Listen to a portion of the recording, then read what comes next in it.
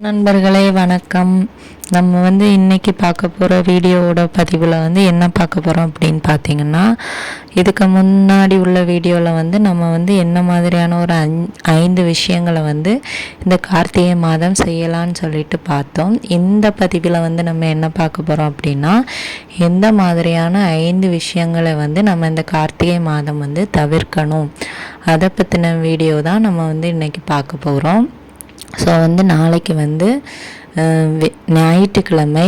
So இந்த கார்த்திகை மாதம் முழுவதுமே கடவுளுக்கு உகந்த மாதம் அப்படின்னு நம்ம சொல்லலாம். ஏன்னா சிவபெருமானுக்கு, பெருமாளுக்கு, அப்புறம் விஷ்ணுவுக்கு, முருகருக்கு, ஐயப்பருக்கு எல்லாருக்குமே உகந்த மாதமாக இது இருக்குது. ஒவ்வொரு நாளும் ஒவ்வொரு கடவுளுக்குமே ஒவ்வொரு விசேஷமாக வருது. முதல் நாள் முருகனுக்கு கிருத்திகை வந்துச்சு. 2ஆம் நாள் நாளைக்கு ஞாயிற்றுக்கிழமை. இந்த கார்த்திகை மாதம் ஒவ்வொரு ஞாயிற்றுக்கிழமையுமே விசேஷமானது தான். ஸோ நீங்கள் இந்த ஞாயிற்றுக்கிழமையில் அதிகாலை வேளையில் நீங்கள் பூஜை பண்ணீங்க, விளக்கு ஏற்றுனீங்க அப்படின்னா கண்டிப்பாக அந்த தீபத்திலிருந்து வரக்கூடிய ஒளிச்சுடர் மாதிரி நம்ம வாழ்க்கையும் ஒளி விட்டு நல்ல ஒரு பிரகாசமான ஒரு வாழ்க்கை நம்மளுக்கு கிடைக்கும். நம்ம வாழ்க்கையில் இருக்கிற சகல கஷ்டங்களும் நீங்கும். நம்ம எல்லாருமே தெரிஞ்சு தப்பு பண்ணுறது கிடையாது. தெரிஞ்சு யாருமே பண்ண மாட்டோம். தெரியாமல் பண்ணுற தப்புக்கு கூட நம்மளால் பாவ பலன்களை அனுபவிக்கிற ஒரு சூழ்நிலையில் நம்ம தள்ளப்படுவோம். ஸோ அதனால தான் இந்த பதிவை நான் உங்களுக்கு கொண்டு வந்திருக்கேன்.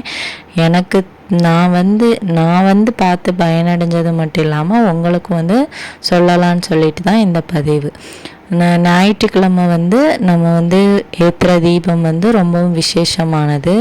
ஸோ நான் இதுக்கு முந்தின பதிவுலையும் சொல்லியிருப்பேன். 12 ஞாயிறு நம்ம விரதம் இருந்து அப்புறம் நீர்நிலைகளில் போயிட்டு குளிச்சுட்டு அந்த ஞாயிற்றுக்கிழமை ஒரு நாளும் விரதம் இருந்து நம்ம சாமியை வழிபட்டோம் அப்படின்னா நம்மளுக்கு நல்ல ஒரு பலன் கிடைக்கும்னு போட்டிருந்தேன். அதே மாதிரி திங்கட்கிழமை பார்த்திங்கன்னா சிவனுக்கு சோமவார விரதம் இருக்கலாம். செவ்வாய்க்கிழமை முருகனுக்கு உகந்த நாள். ஸோ முருகருக்கு நீங்கள் விரதம் இருக்கலாம். இப்படி ஒவ்வொரு நாளும் ஒவ்வொரு விசேஷமாக இந்த கார்த்திகை மாதம் வரதுனால இது ரொம்பவும் விசேஷமான ஒரு மாதம். அதுவும் கல்யாண மாதம். நிறைய கல்யாணங்கள் இந்த மாதத்தில் நடக்கும். ஸோ அதனால் இது ரொம்ப ரொம்ப விசேஷமான மாதம். இந்த மாதத்தில் நம்ம செய்யக்கூடிய சிறு சிறு தவறுகள் கூட, தெரியாமல் செய்யக்கூடிய சிறு சிறு தவறுகளும் நம்மளுக்கு பாவ பலன்களை கொண்டு சேர்க்கும். ஸோ அதனால் நீங்கள் இந்த விஷயங்களெல்லாம் முக்கியமாக தெரிஞ்சுக்கோங்க.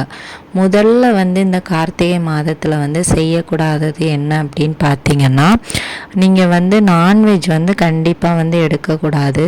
நீங்கள் இப்போ ப்ரெக்னெண்ட்டாக இருக்கீங்க, இல்லை வேறு உங்களுக்கு உடம்பு சரியில்லாமல் இருந்து இப்போ தான் கொஞ்சம் கொஞ்சமாக ரெக்கவர் ஆகிட்டு வரீங்க, இல்லை குட்டி பேபிஸ் வச்சுருக்கீங்க, அவங்களுக்கு ஃபீட் பண்ணணுன்னா நீங்கள் நான்வெஜ் எடுத்து தான் ஆகணும். அந்த மாதிரி இருக்கிறவங்க, தவிர்க்க முடியாத சூழ்நிலையில் இருக்கிறவங்கெல்லாம் அதை நம்ம ஒன்றுமே செய்ய முடியாது. ஆனால் நான் விரதம் இருக்க போகிறேன், 48 நாள் விரதம் இருக்க போகிறேன், காப்பு கட்ட போகிறேன், அப்புறம் நான் 48 நாளும் தீபம் ஏற்ற போகிறேன், அந்த மாதிரியெல்லாம் சொல்கிறவங்க இந்த விரதத்தை நீங்கள் இருங்க. நான்வெஜ் மேக்ஸிமம் எடுக்கிறத அவாய்ட் பண்ணிடுங்க. ஒரு சில பேர்லாம் நான்வெஜ் சாப்பிடாமல் இருக்க முடியாது. அப்படி சாப்பிட்றவங்கலாம் என்ன கேட்பாங்க அப்படின்னா, நாங்கள் நான்வெஜ் எடுத்துகிட்டு அன்னைக்கு வீடெல்லாம் சுத்தம் பண்ணிவிட்டு அப்புறம் ஈவினிங் விளக்கு வைக்கலாமா, இல்லை மறுநாள் விளக்கு வைக்கலாமா. எப்படியுமே நான்வெஜ் நம்ம புரட்டாசி மாதம் எப்படி கடைப்பிடிப்போமோ நான்வெஜ் எடுக்காமல், அதே மாதிரி இந்த கார்த்திகையிலையும் நீங்கள் அதை செஞ்சு பாருங்கள். கண்டிப்பாக உங்கள் வாழ்க்கையில் நிறைய மாற்றங்களை நீங்கள் பார்ப்பீங்க. உங்களால் முடிஞ்ச அளவுக்கு நான்வெஜ் அவாய்ட் பண்ணிடுங்க.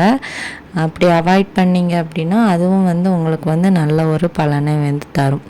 இரண்டாவதாக பார்த்திங்கன்னா, என்னது வந்து நம்ம செய்யக்கூடாது அப்படின்னா, நீங்கள் வந்து இப்போ ட்ரிங்க் பண்ணுறவங்கள, அதாவது மது அருந்துறவங்களாக இருந்தீங்க அப்படின்னா இந்த 1 மாதமும் வந்து நீங்கள் வந்து குடிக்காமல் இருக்கணும். ஸோ வந்து அந்த மாதிரி இருக்கும்போது உங்கள் உடல்நிலையில் வந்து நிறைய மாற்றங்கள் ஏற்படுவதை வந்து நீங்கள் வந்து பார்க்க முடியும்.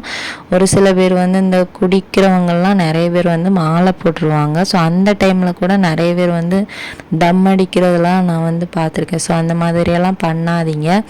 அந்த மாதிரி பண்ணும்போது அதுவும் வந்து உங்களுக்கு பாவக்கணக்கில், என்ன தான் நீங்கள் மாலை போட்டாலும் நீங்கள் அந்த மாதிரி பண்ணும்போது பாவக்கணக்கில் தான் வந்து சேரும். ஸோ அதனால் அந்த மாதிரியெல்லாம் யாரும் செய்யாதீங்க. அதே மாதிரி குடிக்கிறவங்களாக இருந்து உங்கள் வீட்டில் வந்து விளக்கு வைக்கிறாங்க, பூஜை வைக்கிறாங்க அப்படின்னாலும் நீங்களும் கொஞ்சம் அதை வந்து அவாய்ட் பண்ணிக்கலாம். ஸோ வந்து அதுவும் வந்து உங்கள் குடும்ப நலனுக்காக தான். உங்களுக்கு வேண்டுதல் பழிக்கணும், என் குடும்பம் வந்து மென்மேலும் மேன்மை அடையணும் அப்படின்னு நினச்சிங்கன்னா கண்டிப்பாக வந்து குடிக்காமல் இருந்து பாருங்கள். அப்புறம் 3வது வந்து என்ன பண்ணணும் அப்படின்னு பார்த்தீங்கன்னா, நான் பிரம்ம முகூர்த்த டைமில் வந்து விளக்கை வந்து ஏற்ற சொல்லியிருந்தேன். ஸோ அந்த டைமில் வந்து தூங்கக்கூடாது.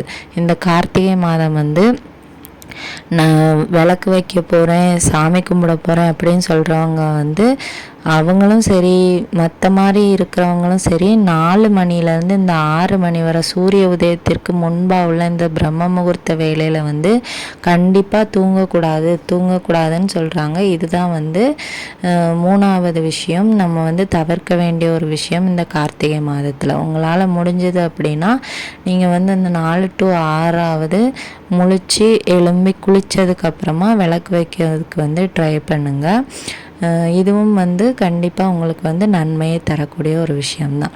அப்புறம் 4வது விஷயம் என்ன அப்படின்னு பார்த்தீங்கன்னா, இந்த மாதிரி டைமில் வந்து இந்த அதிகாலை வேளையில் வந்து நீங்கள் கணவன் மனைவி வந்து ஒன்றாக இருப்பதை வந்து தவிர்க்கணும்.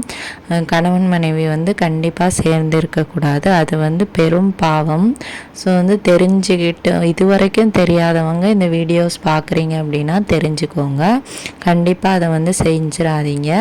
அந்த டைமிங்கில் வந்து நீங்கள் வந்து உடல் உறவில் வந்து இருக்கக்கூடாது அப்படின்னு வந்து சொல்கிறாங்க. ஸோ வந்து அதை வந்து தவிர்த்துருங்க.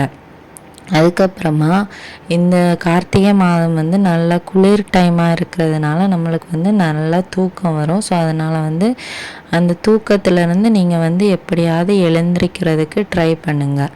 5வதாக வந்து நீங்கள் வந்து இந்த ஞாயிற்றுக்கிழமை, நாளைக்கு வரக்கூடிய இந்த ஞாயிற்றுக்கிழமையில் வந்து நீங்கள் வந்து செய்யக்கூடாத ஒரு விஷயம், சாப்பிடக்கூடாத ஒரு விஷயத்தை பற்றி நம்ம வந்து பார்க்க போகிறோம். என்னது அப்படின்னு பார்த்தீங்கன்னா, நாளைக்கு ஞாயிற்றுக்கிழமை, இந்த கார்த்திகை மாதம் வரக்கூடிய ஒவ்வொரு ஞாயிற்றுக்கிழமை இதை வந்து நீங்கள் வந்து செய்யக்கூடாது.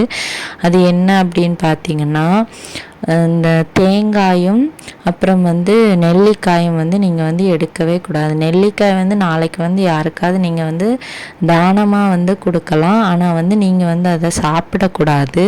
அதுக்கப்புறமா அந்த தேங்காயில் வந்து நிறைய பேர் நாளைக்கு வந்து ஏதாச்சும் நல்லா ஸ்பெஷலாக பண்ணலான்னு சொல்லிட்டு பண்ணுவாங்க. ஸோ அதில் வந்து தேங்காய் வந்து நீங்கள் வந்து எடுக்கக்கூடாது நாளைக்கு.